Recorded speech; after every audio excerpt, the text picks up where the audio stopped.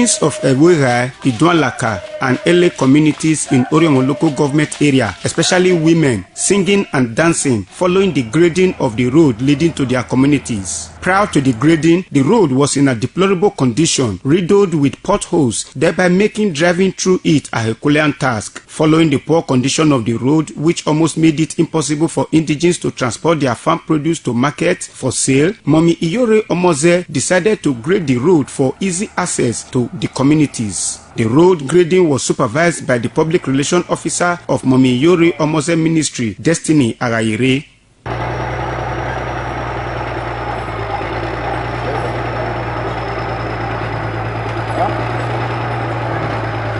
Some indigents of the various communities commended the facilitator, Mommy IYORE, for coming to their aid with the grading of the road, as it will enhance easy accessibility to their communities and also improve commercial activities in the affected communities.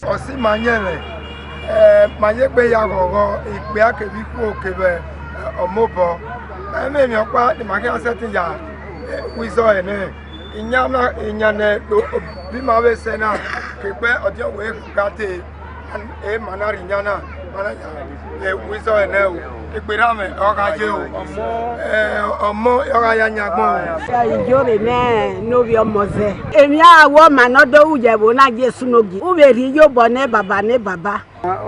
yobo no gboro senu ka odo igbedo na odo na ni ima igbeya maya ko igbeya makaya ri ruwe o ato to apo eyin na gbon amawe gbe loje wepo no ma ara kawe yo agbon amawe ojore ojo uni mala oje ma oje agboya no ma se kuna rigo oga ofonja o twa be ma o wana we go nu o si abo IYORE no mo no enegbe no e no ra no eni se no enebu no je uporu do lo ji ni ma wa we be ko ni ma ya wa go ebi nu ri je bo ka me je me to ga ti no tenu e amo e wa ya ma be we bo no je ni la agbo ma we bo ni ndu ye ya o pe gbo ka ko wu ni omo aja nya be.